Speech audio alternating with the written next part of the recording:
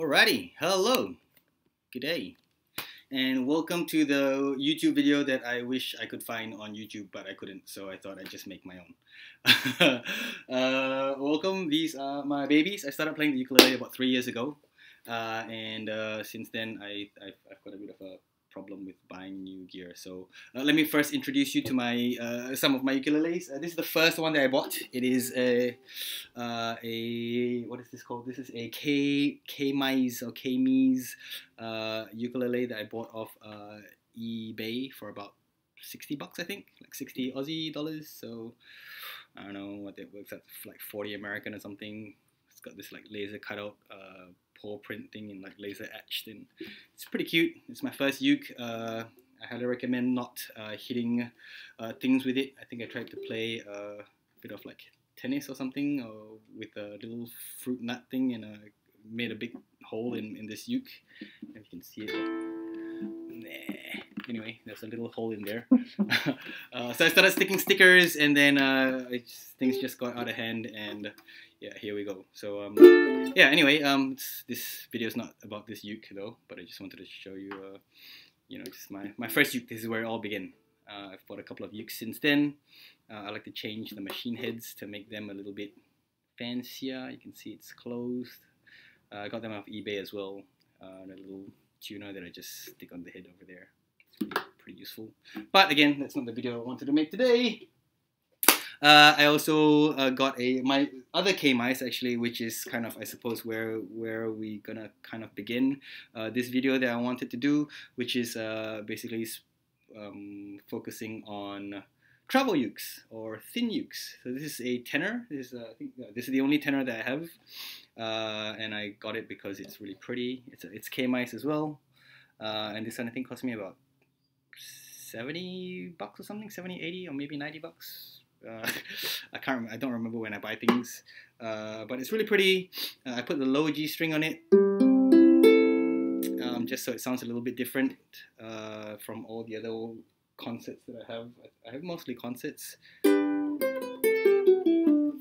what I wanted to do was, yeah, to make a comparison video on travel ukes. So the two in particular that I want to focus on today are the, well, Ohana uke, which I actually just received yesterday, which I'm really surprised, well, not surprised, excited about, which is what I wanted to do today.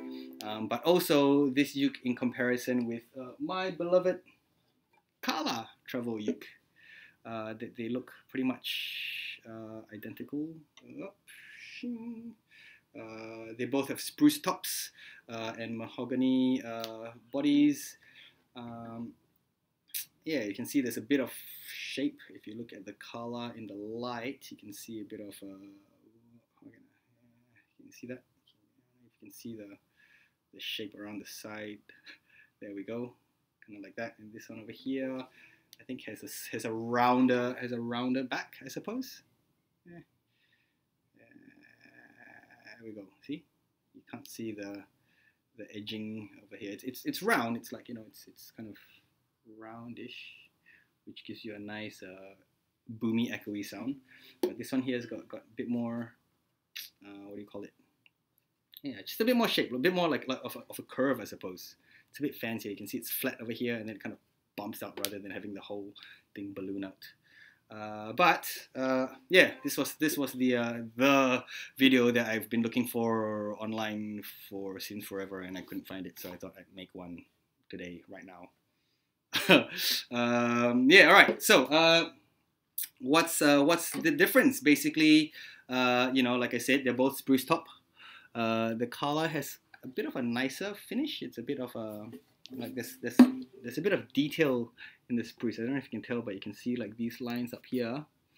There, can you see like veins or something on the top of the spruce, which makes it like really nice and pretty. You know, it's a bit kind of, I don't know, like a pear wood or something. This one is smoother, but it kind of feels a bit more like artificial, I suppose, a bit more plastic, a bit more laminated, whereas this one's kind of got like a more natural kind of finish. I should probably have checked my like lighting settings and everything, but I just came back and I was really excited to do this. So there you go. I'm looking at which one is which. Can you even tell? Now they are both electric ukes, so I can plug them both in. Although I have not actually tried plugging the Ohana in yet because, like I said, I only just got this yesterday. In fact, I'm still stretching the strings out, so it's not like a completely fair comparison, I suppose. But you know, I think in terms of tuning wise, they're both kind of they're pretty okay. They're pretty. They're both in tune. I've just tuned all my ukes before starting this video. Diarrhea, blur, vomit that I'm just doing in one shot, you know, because I'm not a professional YouTuber. Like and subscribe. I don't really care. So the big difference, why I was really excited about this Ohana over the Kala was because the Ohana actually uses passive pickups. What does that mean? Well, that means, for me, what it means is that I can go traveling with this, I can go play gigs and stuff, and I don't have to worry about batteries. I don't have to worry about replacing batteries because this ukulele uses no batteries. You can see edge to edge, there is no battery compartment. There is a jack, which also doubles up as a strap knob if you use a strap.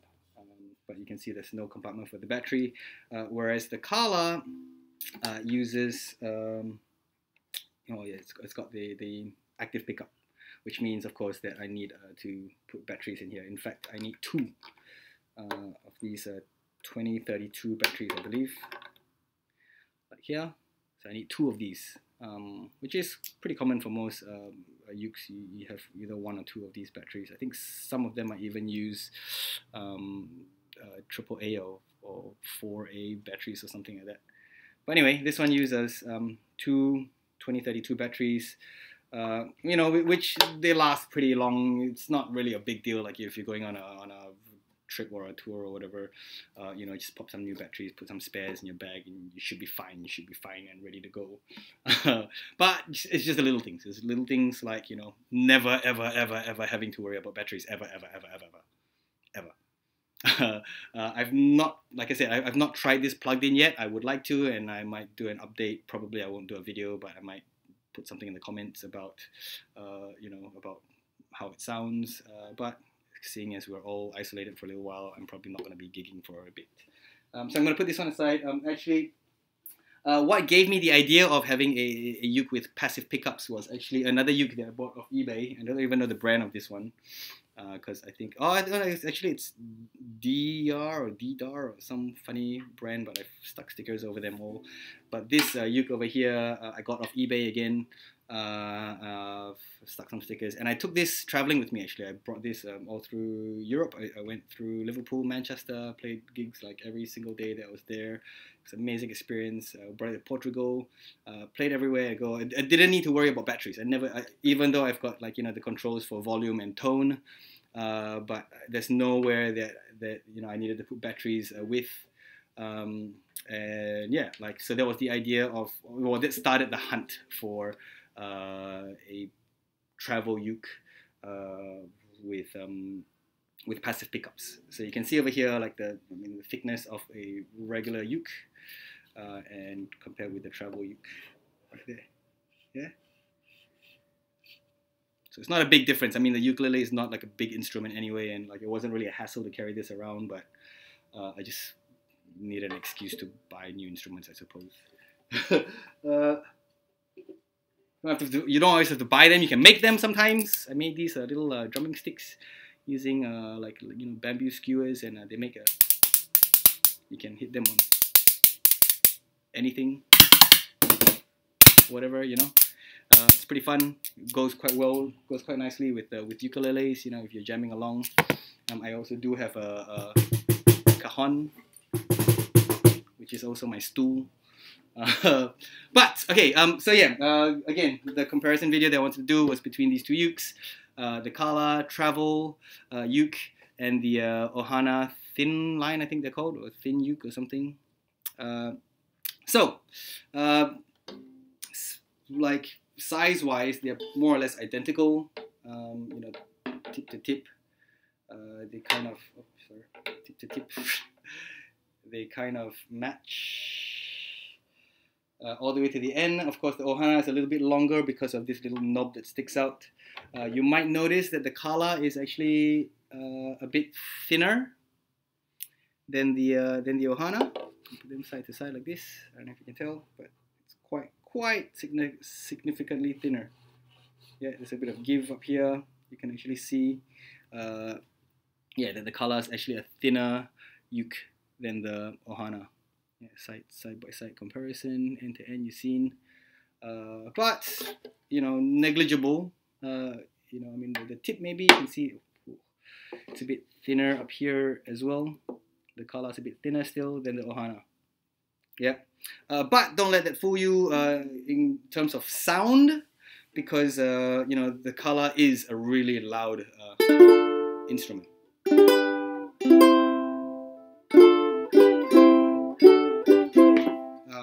And the Ohana, you know, I know I'm playing like different chords, but it's just for the sound.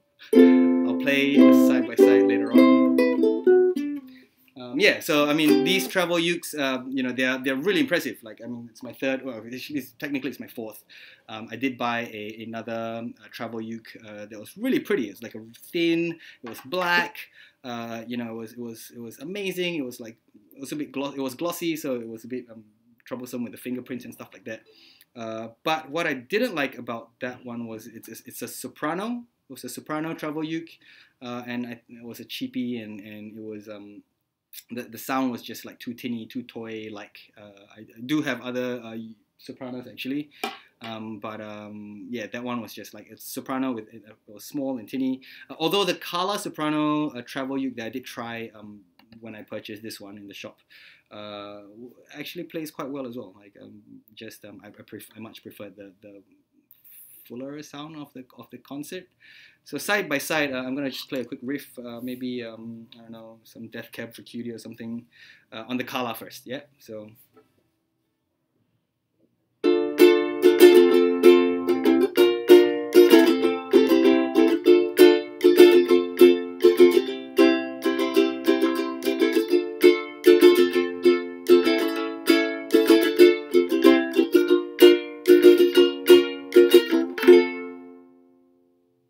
Yeah, so there's a Kala. I'm gonna play the Ohana, which yeah, sounds a little bit different.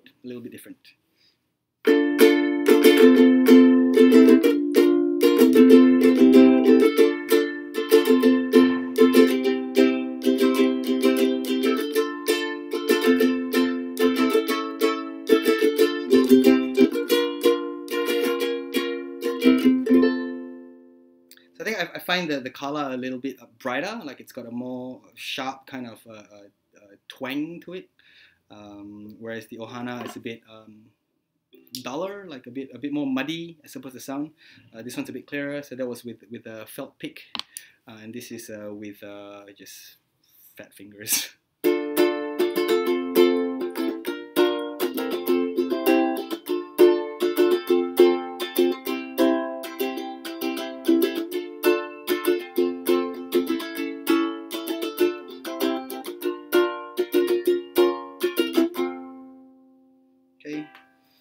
Again, that was the Kala. With the Ohana, it goes like this. I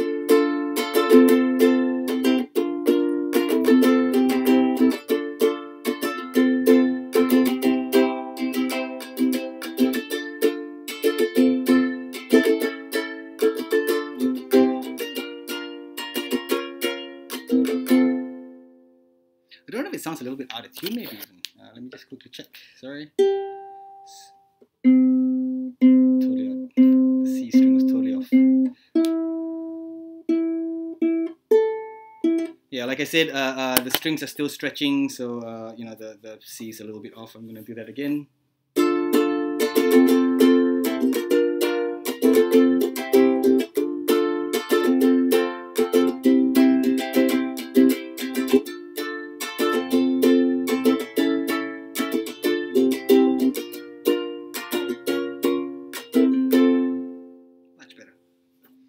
So that's the Ohana, and one more time, Just for comparisons, the Kala.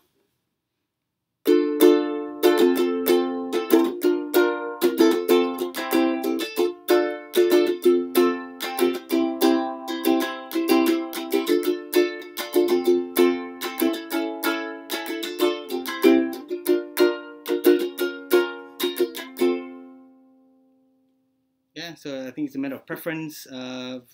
I mean, I like them both. I like the warm, muddy sound for like singing along to at gigs and stuff. Like when you've got a PA, it sounds more full, I suppose. It sounds a bit more like a chorus as an instrument. Probably matches, I think, my voice a bit better. Whereas the sharper tone of the Kala sounds really nice, like just playing on your own. I suppose maybe finger picking it might sound pretty good.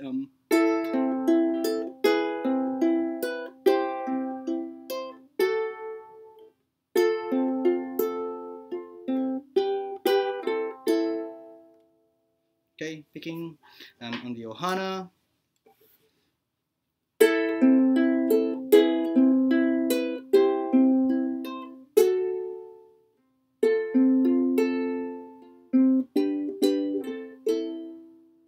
I almost like have to stress, I think, on the lighter strings, on the lower strings, to give it more of a twang. Like I almost changed my picking style, I think. You can hear that this note here, it's a bit soft.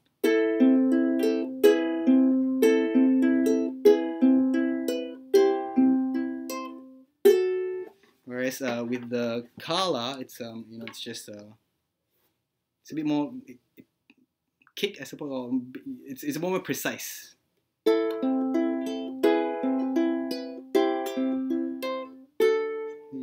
I don't know if you can hear it through the microphone, or if you agree or understand what I'm saying, but preference-wise, I feel like this one's got a brighter sound. I don't know. Maybe it's because it's got a thinner body. Well, let's give a shot with this one here. So my first uke.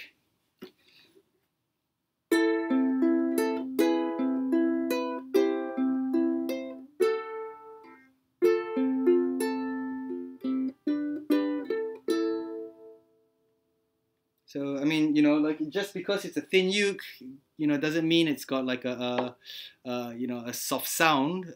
Strumming wise, if I strummed something like this. Wise men say only fools rush in. Right can't help falling in love with you. So you can hear the sound of the uke underneath the voice. Coming back to the Kala.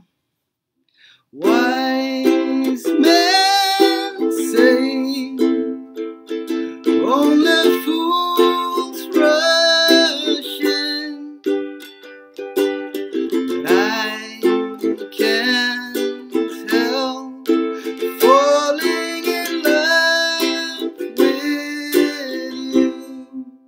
Again, I don't know if you can pick out, but like this, the brightness is like the high notes, the trebles, I suppose, are cutting through a little bit better than on the K-Mi's. And now with the Ohana.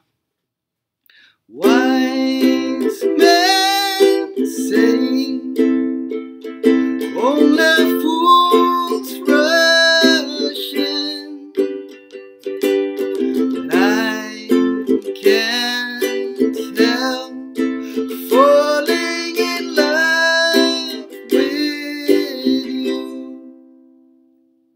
I like it. I like the balance of this uke here, and I'm really excited. I can't wait to bring it out to a venue and plug this into a PA, or I might try it with my amp or something. But with the ukulele, I just find like it's not really worth plugging into an amp at home. I like just playing with. Oh. How did that happen? All right, okay, sorry. Yeah. What else did I want to say about these ukes?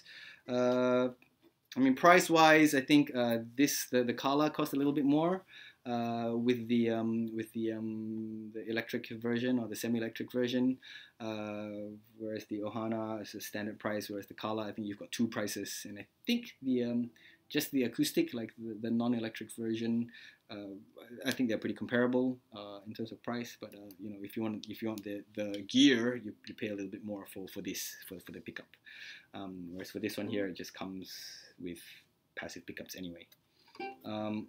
Size-wise, the Kala is a little bit smaller. I mean, if you really care about, you know, like if you're that hard up for space when you're traveling, the Kala is a little bit smaller.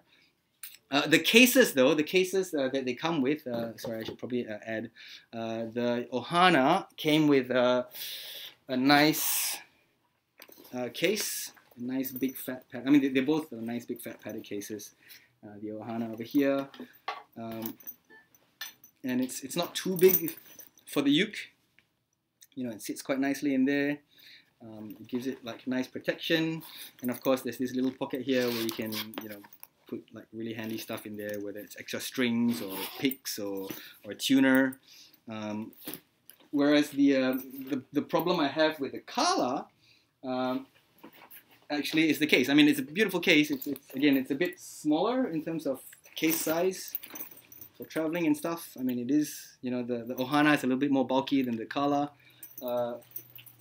And the reason why it's so compact, of course, is because the Kala case doesn't have any space for keeping anything inside. So you keep your uke. I mean, I put a couple of batteries. Can you see? There's a couple of just spare batteries and a pick. But that's it. Like, you know, that's everything that goes into this case. So if you're really after something like super compact, I think the Kala is definitely the way to go. If you want something a bit more, I suppose, practical, I don't know, I think the Ohana is the way to go. To be honest, I haven't really gigged much with the Kala. It was my you know, my expensive keep at home uke until I bought the Maestro, which I'll probably take out at the end of this video. But yeah, I'm really excited about this Ohana. Well, the sun's coming down, so I guess the light's going to change, so I should probably wrap this up soon. But yeah, I'm really excited about testing this Ohana. This was the video I wanted to do, comparing the Ohana and the Kala Travel, so the Ohana Thin and the Kala Travel. And if I can get my hands on one day, or if I can spend money on one day, I think there's a Lanikai thin line as well, and I think that comes in two finishes. Like I'm not even going to pretend, but yeah, they're quite pretty, and I think they've got cutaways as well. I'm actually really keen I'm itching to try that one out. You know, and I love to see if someone has those ukes out there to put a video up comparing those ukes, or you know, one of these ukes with the Lanikai. To give some kind of comparison, you know, but the one I wanted to do today again, Ohana versus Kala. Is there a winner? Not really. Depends on the day of the week. Depends on when you're playing. Oh, sorry. I did just realize that I forgot to cover one more difference aside from, I just noticed. I think frets are about the same. I think, yeah, the Ohana looks like it goes a little bit more, but same difference. But the machine heads, the Kala are covered tuners, and the Ohana is open machine heads. They are really good ones. They are actually Grover machine heads, so they are solid tuners, machine heads, I should say. And the Kala ones are, you know, I think the Kala standards, and they're pretty good. Like, this uke actually, I don't play a lot. Well, like, I kind of take turns and play some instruments more than others. But this one here, I can leave in the case for months and months, and I take it out and it's pretty much in tune. This one's pretty much in tune. This one I can't say just yet because, like I said, I only got it last night, and I was really excited to do this video because can't find it online. Yeah, so there you have it. That's my little uke comparison. Almost dropped this uke. probably on a safer place on some of the cushions. And just before we go, I wanted to quickly show you my little Maestro, which is a little boutique company, but this is made of koa, and this one's got like a little extra sound hole over there, and it sounds